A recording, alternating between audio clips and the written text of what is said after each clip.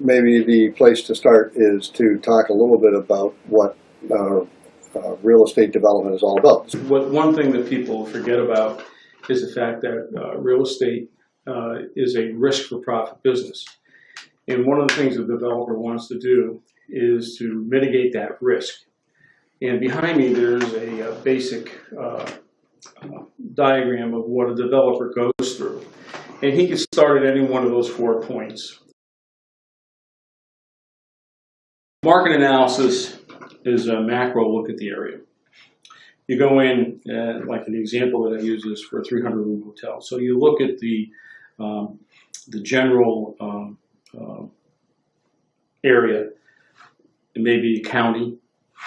And New England, everything's towns and cities. The rest of the country, everything's counties. And you look, say, within a 10-mile radius.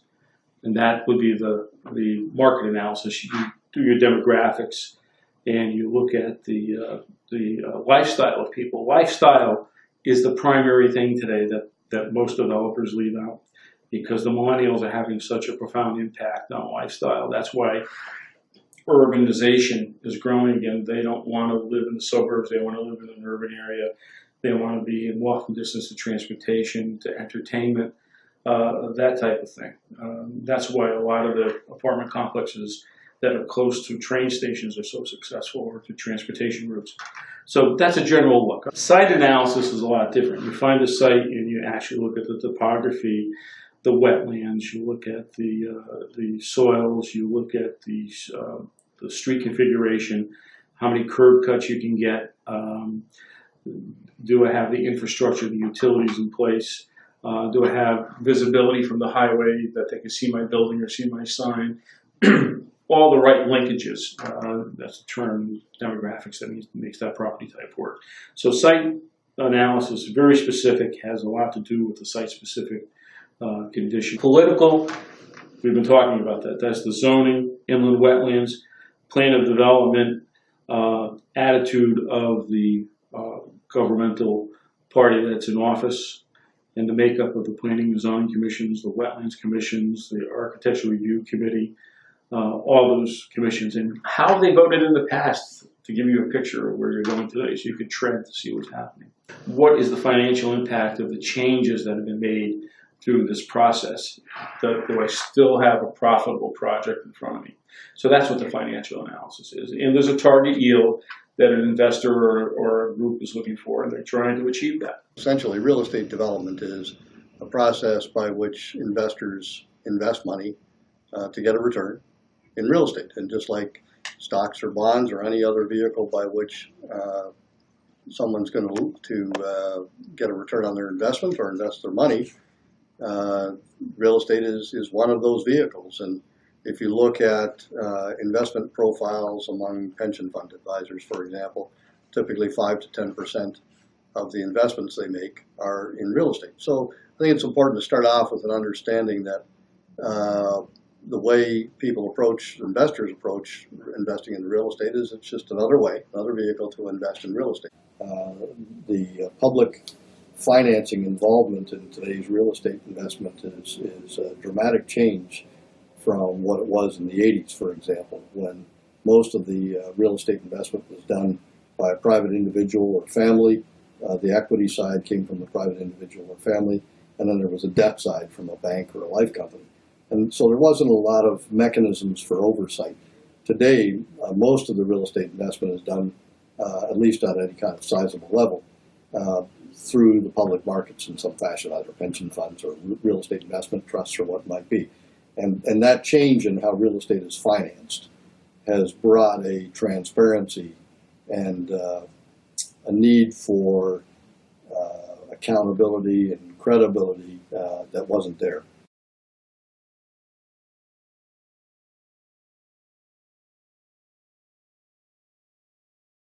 If someone walked through my door to my consulting practice here, and they were from out of state, and they asked me what they should do to do a development, I would ask them 2 questions. First question being, how much time do you have? Do you have 18 to 24 months average? And do you have about $200,000 to put into an escrow account with an attorney? because of the zoning process that we're going to have to go through, since you don't exactly meet the zoning regulations, you may need a variance or stuff like that. Have to do all the experts with the traffic and with the environmental and with the hydrology. So if you don't have that type of money, especially up here in the Northeast, don't even think of trying to apply, because you're not going to have enough money and time to go through the project to get it approved. We would generally budget somewhere between $10,000 and $15,000 a month that it would take us to execute an approval process. So if it's an 8-month process, it's probably a minimum of $80,000, somewhere in that neighborhood. If we get into an appeal, we generally assume that any appeal is going to cost, from a budget standpoint, we generally assume an appeal is going to take about 2 years and about $250,000. So we add that to the numbers if there's an appeal taken. If you own the land, the carrying costs are substantial, depending on how big the land is. But in addition to the carry cost, you have to insure the land in case somebody gets hurt on the land. You have to take steps to protect access to the land, especially if it's a larger parcel. You just can't have people in using your land. That can create all kinds of problems. Owning raw land, so to speak, in the development community is generally considered to be a really bad idea.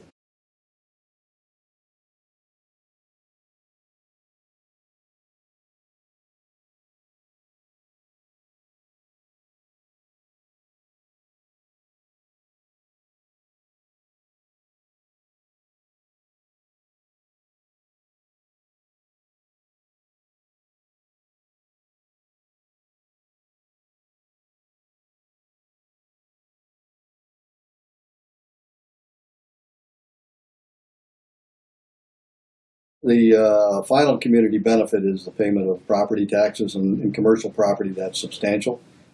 Usually commercial property is paying a significant amount of property tax and consuming virtually no services.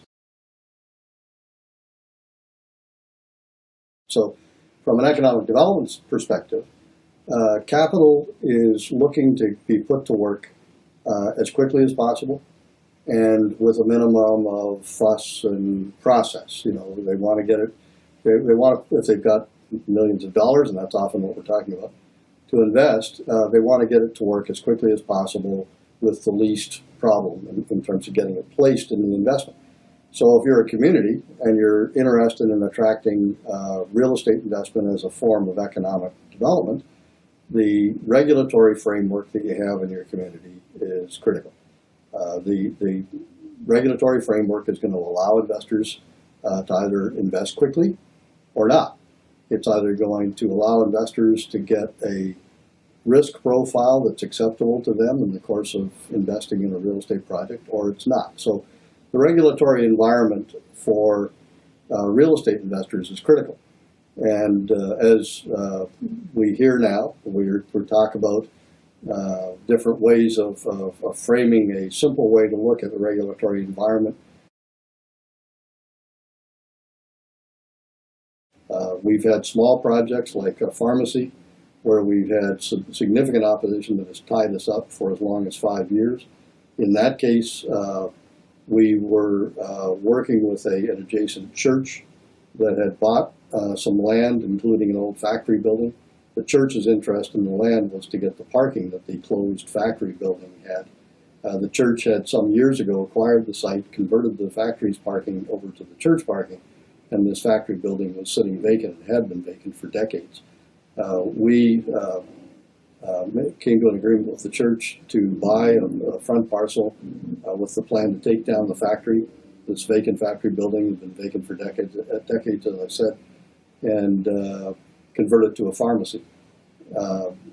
We made it through the land use approval process, but got hung up with an appeal from a neighbor, and the appeal dragged out for basically about a total of 4 years after that. A very determined neighbor. So that was on a small pharmacy deal. That's not an uncommon story. That one was unusually long. 2 years would have been probably what I would have expected to see in a situation like that. But the result of that was that after about 6 or 7 years of work in total, We finally completed the pharmacy and quite frankly lost a considerable amount of money on that project as a result of the long drawn-out appeal. So that's at the small end.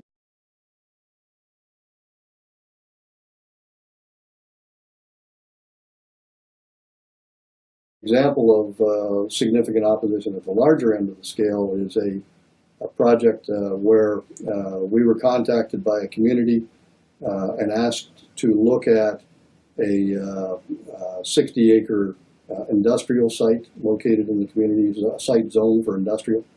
We were contacted by the community and asked to look at it because the community had received information that led them to the conclusion that the owner of the land was intending to develop it for an industrial use. The community was not happy with the idea of an industrial use on the site and contacted us to see if we could meet with the owner and come up with something different or better than the industrial use. We thought it was an interesting mixed-use site, opportunity to do mixed-use development in a very new urbanist style. We hired a team of new urbanist planners and architects, came up with a plan, received initial positive response from the community about putting in community staff about putting in a mixed-use project on this site. And we were asked in that process to begin discussions with the neighbors.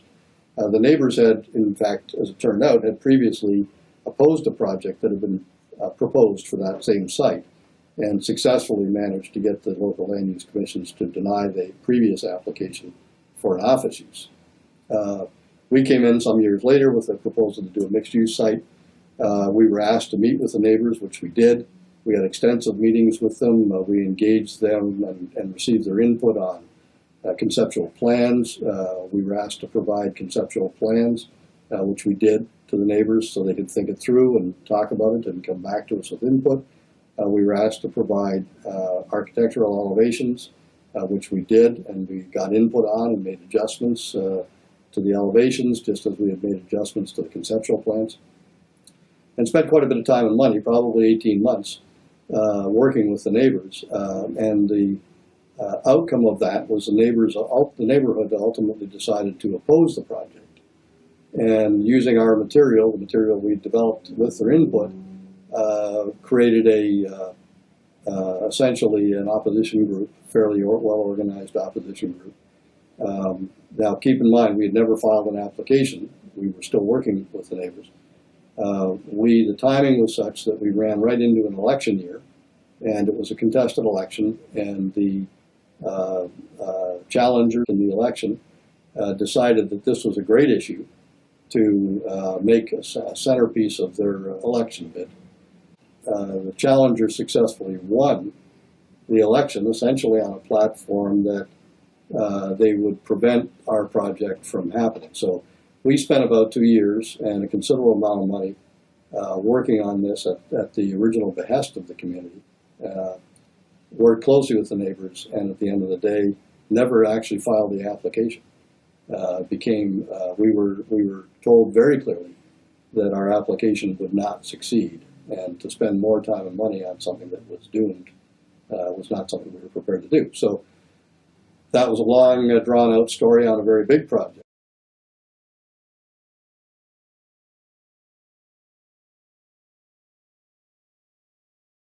I worked on one project for a developer that we started 14 years ago and just got the zoning permit about a year ago to do that.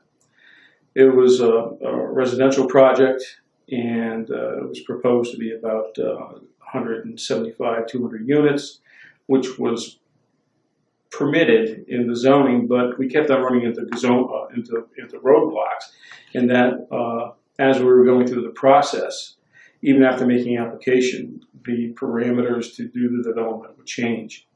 They would find things, especially traffic, is probably the primary issue. Most of the times when there's a project being proposed, whether it be residential or other types of commercial properties, traffic is usually the primary issue. When it comes to residential, the big issue there was the number of school-aged children that were going to be proposed.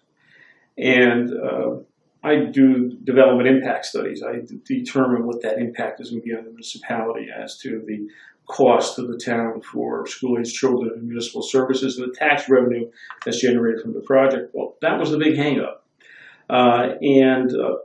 Political pressure, in timing is important. The political pressure got to be to election time, so things got delayed. It was reapplied a number of times and withdrawn a number of times. Finally, I think it was 120 units were approved out of the original application. But again, the other thing that was of concern was that they felt there would be an adverse impact on the residential property values to the east of the property, when to the west of the property it was retail and commercial development and some light industrial. The development was really a good transitional use from the commercial uses on to the west to the residential uses to the east. So we had this apartment complex that was kind of a transitional zone, which was good. It took time for people to overcome and understand that. And one of the major issues there were the psychographics, the impact, or what the perceived impact was going to be from putting this type of development in. And they don't say it in public, they don't talk about it in public, but the perception of the type of tenancy, who's going to live there, that is an issue that is always in the back of the minds of the developer and the Planning and Zoning Commissions, but it's never talked about verbally.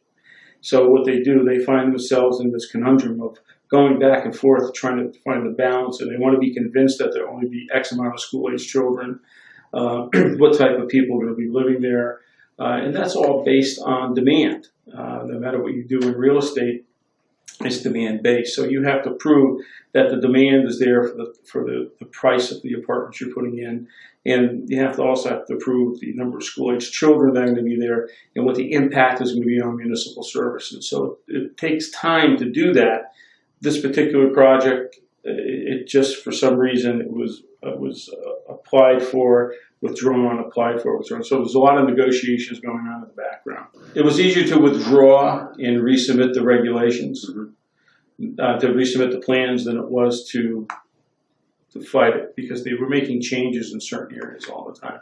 And after withdrawal, there'll be another change in the regulation. So they would have to comply with that. So it's really more of, I think, a political / psychographic image of the town having an apartment complex that didn't have an apartment complex before. I think that was the issue. And in most states, and particularly in Connecticut, as you know, we have the 830G where they can go in and meet the affordable housing requirement. And that's another issue. And talk about psychographics and talk about not understanding what we're talking about. There's a distinct difference between affordable housing and subsidized housing. Most people put them together and think that affordable housing is subsidized housing, and it's not. They're two distinct and separate types of housing developments that are needed in the marketplace.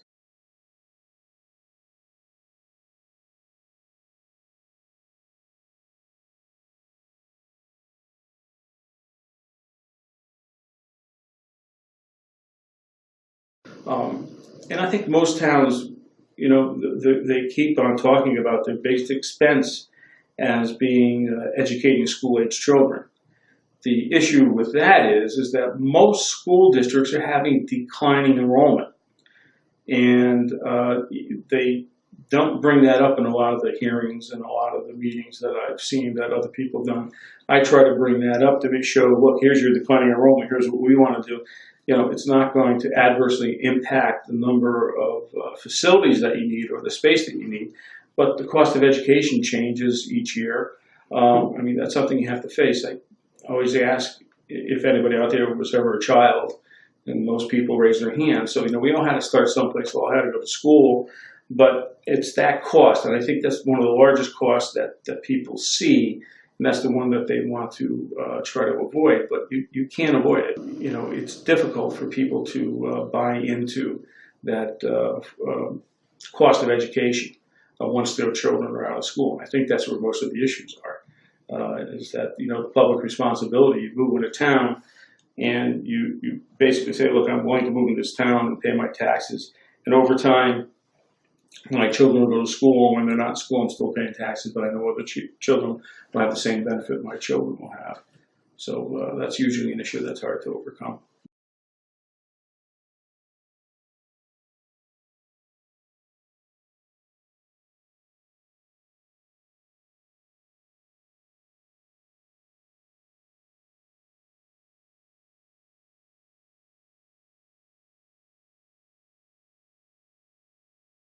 Our experience has been that by and large, professional staff is exactly that. They're professional. They're knowledgeable, professional people, skilled, usually pretty experienced in most situations. And we have, very, very little complaint, very few bad experiences with them. We just want a fair hearing, a fair and objective hearing. And we do think that the work we do brings investment capital to communities that's going to create an amenity or a use that people are going to use. The other thing I think that we bring to communities, of course, is in addition to a use or an amenity that's desirable, is the ability to provide employment for people, whether it's through bringing in a medical use or an office or industrial or retail or restaurant, any other use. There's jobs that are created.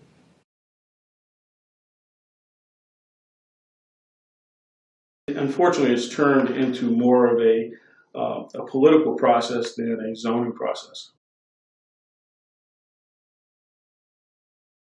The last one, certainty, is we don't like to see language that says that the commissioners, as part of making a decision, should consider the impact of the use on the character of the community. That's not certain language. That's very subjective language. Similar language is language that says the commissioners should consider the need for the use. Again, it's very subjective language. Most commissioners aren't in a position to make an accurate, fact-based assessment of whether a given project is a use or represents a use which is needed in the community. That's a market-driven analysis. There are any number of reasons why use may be needed in a community. Most commissioners aren't in a position to make a good, accurate, fact-based assessment of that. Likewise, if we have 6 commissioners and you ask them about the character of the community and whether the use is consistent with the character of the community, you're going to get 6 different answers about what the character of the community actually is. So again, it's not an objectives test, it's a subjective test. So our last, if it's swift, simple, and certain, the certainty is don't have language that says, that gives the commission absolute discretion to, on the last night of the process, which might have taken a year or more, maybe 2 years, on the last night of the process, to sort of rub their chin and say, I've heard from my neighbors that we really don't need this use in our community, so I'm not going to vote in favor of it. A community that has that kind of language in their codes tends to get set aside. If you do the kind of work that we do, and we find that the community has in their language and their zoning codes, they have that kind of discretionary language, we're more likely than not going to move on.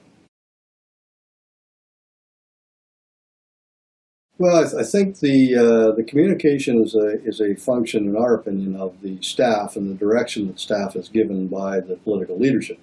I think what we see more often is that political leadership tends to be pretty mercurial or fickle. With the same leader who invites us in to look at a project will often run for cover and look to kind of disown the project if the controversy starts to get too public or too volatile, or if there's an election season around the corner. If you're doing the kind of work we do, you have to be very aware of the political calendar and when you're going in.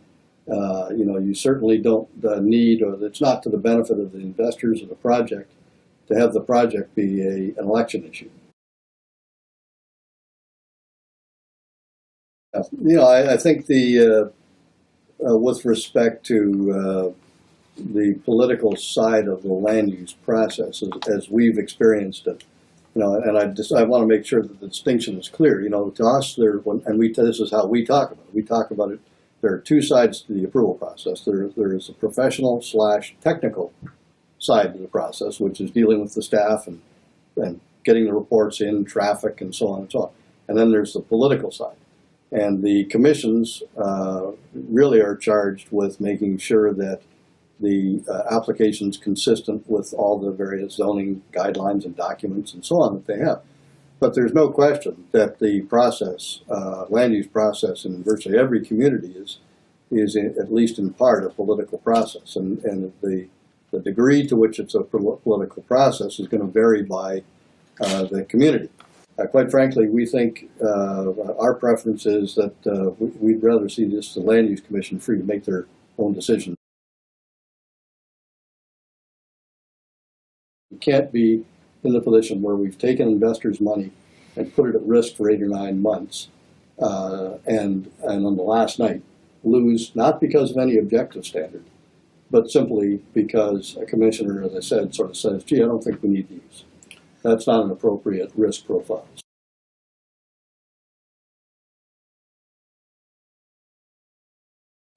You know, it's not good when we spend a year working on a project, and on the last night, when the project is defeated, and often it's by 1 vote, and then have a commissioner come up to us and say later, look, I really supported the project. I think it's what you guys did was great, but I just couldn't vote for it because all these people sitting in the audience are people that I see at my children's school open house or at church on Sunday, and I just can't. They were here because they opposed it, and I just can't support it.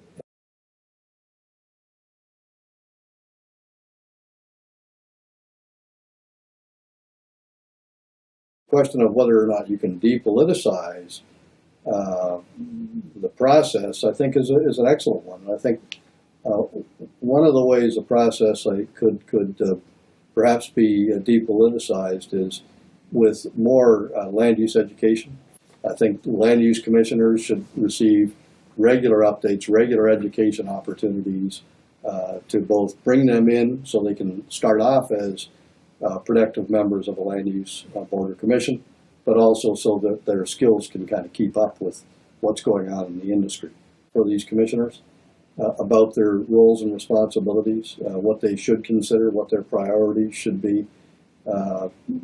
Quite frankly, I think there's many of them who just simply need a crash course, if you will, in what land use regulation is all about, the history of it, how it's intended to function, some of the terminology, what are reasonable and proper boundaries for decisions, consideration of decisions, and how they arrive at their decisions. I think that would help depoliticize it in a big way.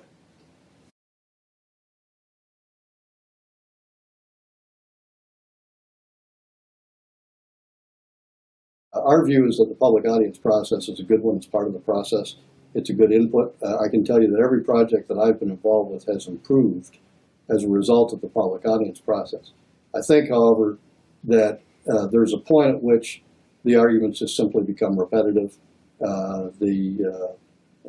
People get up and say the same thing the last person said, and at that point it's not contributing to the dialogue. So I think once a commission has heard all the arguments and has given people an appropriate chance to speak, move on. We've got to get this done. And keep in mind that the clock is ticking on us. We represent investors who want to put their money to work in your community, and the clock is ticking on that.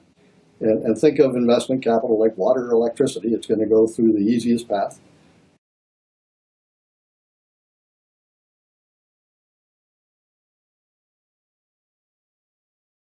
I think citizens at times do effectively get veto power. We like to say that in some cases we run into situations where if someone can look at a piece of property, they feel that they have some sort of legal interest or legal ownership of the property if they can see it from their front door, even though, of course, they may not have and probably don't have, but they'll treat it like that.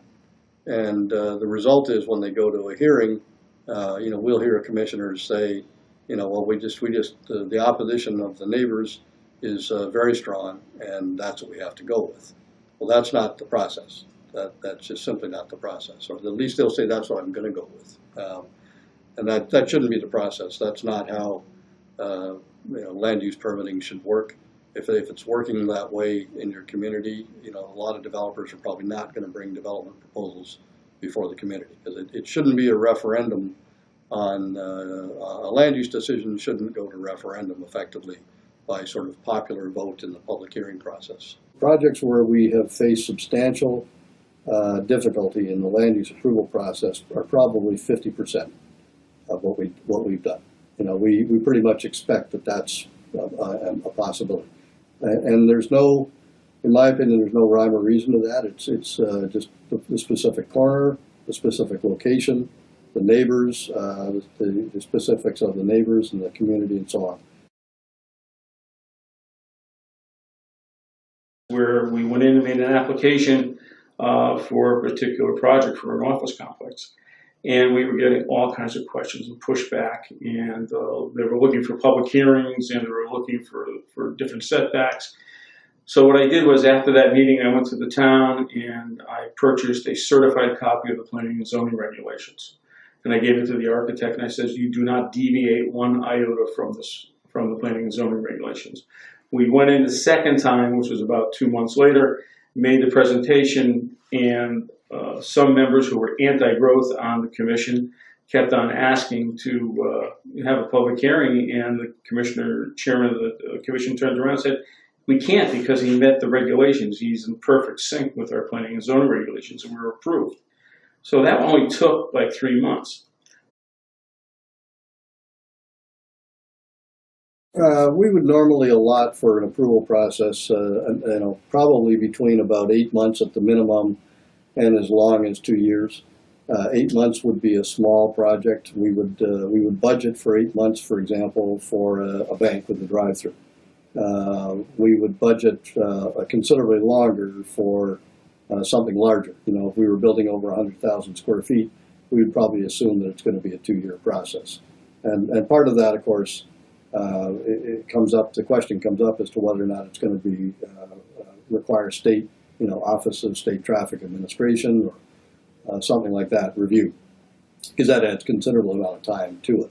But somewhere between 8 months and 2 years is generally what we would assume from a timetable standpoint, is pretty much as a minimum. It's a long list of things that we need when we bring a proposal into a community. If it becomes apparent that we're going to hear no to almost everything on that list, then there's no point. We're not going to try to fight that battle. If, on the other hand, there are a few things that the community either can't or won't say yes to, they have to say no to, or decided to say no to, that's not really a showstopper in most cases. That's the fact of life. We don't go into a community expecting to get everything we'd like to get. We're going to ask for what we'd like to get. And we're going to expect that if there's a list of 20, that there's going to be 15 things that we can get in some agreeable form or fashion. There's probably going to be 3 things that we've got to figure out because it's a tougher thing. And there may be 2 really crunchy problems that we've got to find a way to get around, or a solution to them. And when I say way to get around, it may be an engineering solution. It may be just simply a cost that we didn't anticipate. And the question of whether those 2 things are going to be showstoppers, it's very hard to predict. If you're able to get an expeditious answer to your presentation in your project, and the town says, look, we like this about it, but we don't like that about it, in a more honest and threatening way. I mean, by a threatening way, everything is litigation. I mean, it's getting to the point now where you can't go to the grocery store without your attorney. Well, that's one of the major costs of the planning and zoning process, is not only your attorney, but the other attorneys that you may have to hire that have special expertise to answer the questions that the town may have. If you knew what those were up front and were able to address them sooner rather than later, because there's always something. Like, there's some towns where the town engineer comes in After everything is almost approved, says, well, I need this, this, and this. I need you to help me rip up 1,000 feet of road beyond your site and improve it. That'll be the conditions precedent for you to get this approval. And you're at the 11th hour, 59th minute, and 59th second. Is it less expensive to fight and try to not have that done, or to go ahead and acquiesce and go ahead and say, yes, I'm going to put that in? Well, it's the same thing with other components of the property, with wetland issues in particular. And so the answer is yes. If we could get a more rapid, honest response up front, it'll make the development process, the application process, go much, much faster and be less expensive.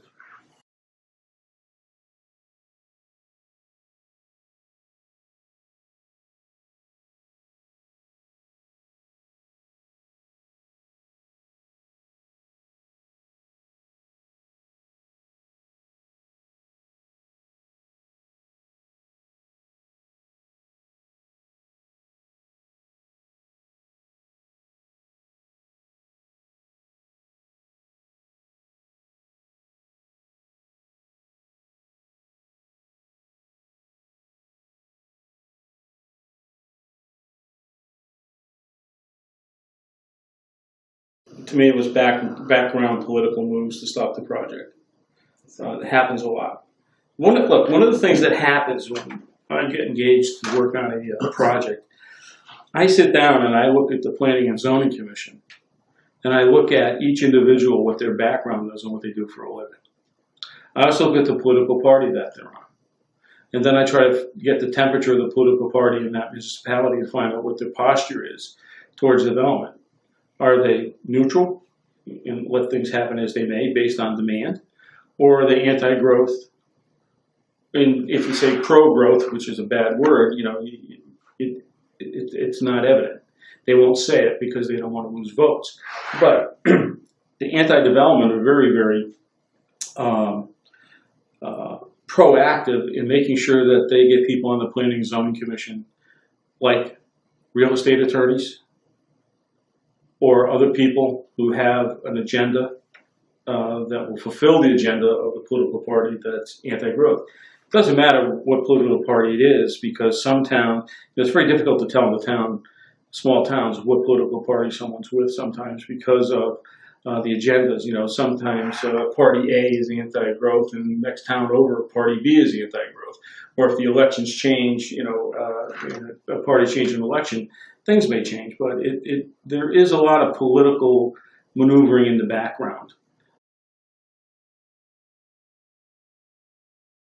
And the architecture review committees are well intended to maintain the integrity of the architectural character of the town, to be in line with that.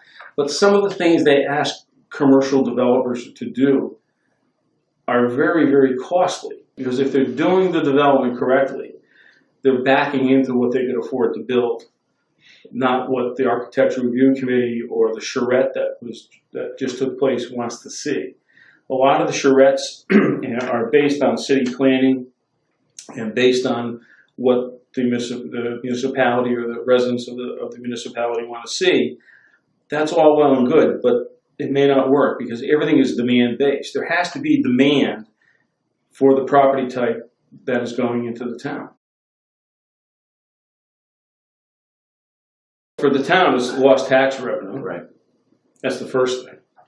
Second thing, it increases the cost of the project. It may render the project financially not viable. It also may adversely impact the quality of the property, because some things the developer was going to do that would have great taxable components aren't going to be put in, because he's taken the money that he would have spent on that component to use to get through the zoning process. And then, you know, you have these outside interveners that come out of the woodwork. They're not even from the town, and they'll file a suit, and you have to go through that process, and then you got that waiting period to go through. So there's a lot of open doors for people to come in and try to stop a project, unfortunately. But if a developer does his homework, he can anticipate what those are going to be and try to head them off prior to them happening. I found there's a direct relationship between single-family property values and the amount of fight that comes back in a project.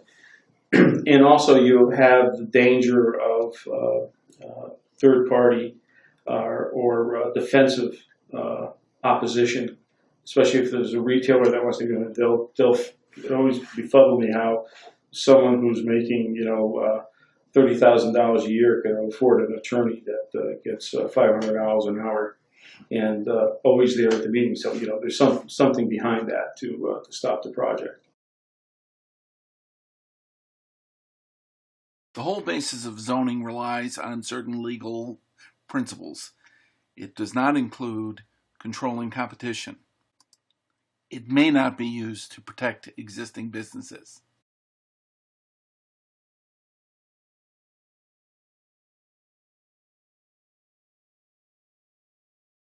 They'll probably shy away from the towns.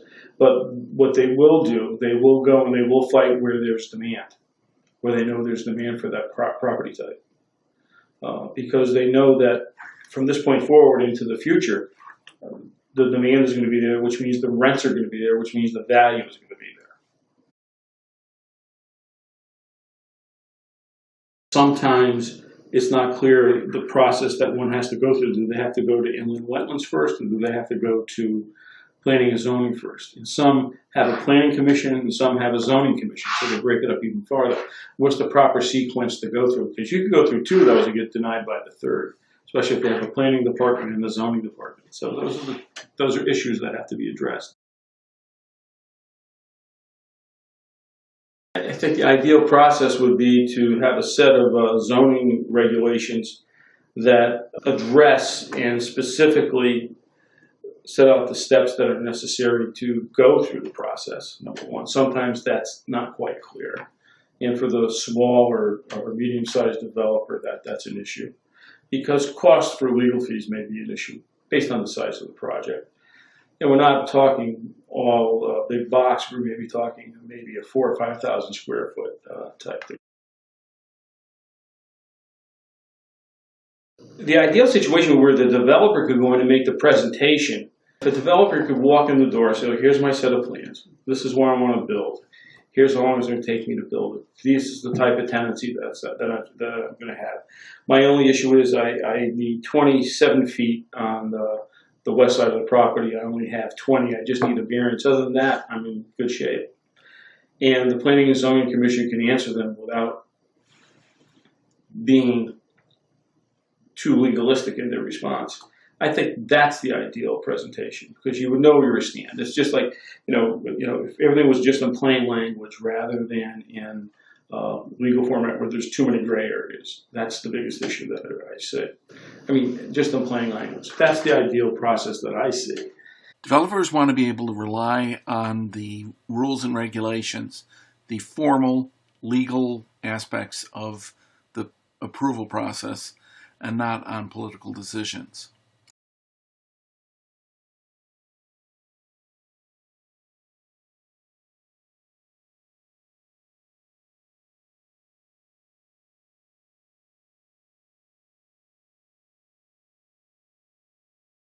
Communities that we would like to go back to and do more work in are the communities that we think ran an expedient process of approval, moved the application through the process quickly, showed that they had a willingness to understand the dynamics of the industry, and we worked with a community that had essentially one land use commission of 3 people. And they were able to move applications as you might expect. They relied on their staff. They relied on the recommendations of staff. They stuck to their regulations and the roles and responsibilities that were set out in the regulations for them. They didn't vary from that at all. And they made their decisions based on the regulations and the staff recommendation. And they didn't make subjective judgments based on either their own personal feelings or political influence or any other number of things. If they tell me there's 8 layers of boards and commissions that I have to get through, I'm more likely than not going to go back to my office and consider whether we should go ahead. And at that stage, it would be, if it was up to sort of 8 or 9 boards and commissions, I think it's probably likely that we would choose not to go ahead. We'll look at the track record and see what kind of process. But one thing we do hear from communities from time to time is they'll tell us that their track record is that 95% of the applications they get approved. My response to that is, can you tell me the ones that didn't get to the application process? The ones who never brought the application forward. Those are the ones I need to talk to. Those are the people that decided that this was not going to work. We've seen communities where they will pull together joint meetings very quickly to hear a pre-application discussion or to hear an application. And their goal is to move the process along quickly. And we may ask for that. We may say, look, we have a tenant or we have a user that wants to be open 18 months from now.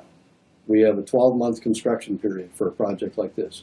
We have 6 months to get through the approval process and all the design, development, construction, document creation, and financing process. So we need to move this along very, very quickly. Communities that can be nimble by pulling together joint sessions of multiple boards to expedite the process, who will hold special meetings. The number of times when we come in with a project in May and we're told, well, we're going to meet once in June, and then we're not going to meet in July and August. So the earliest you would get any consideration of an approval would be September or October, and this is May. That's not good, but that happens all the time. And we will regularly request from a community, well, can you call a special meeting so we can keep this going? And I would say 90% of the cases we're told no.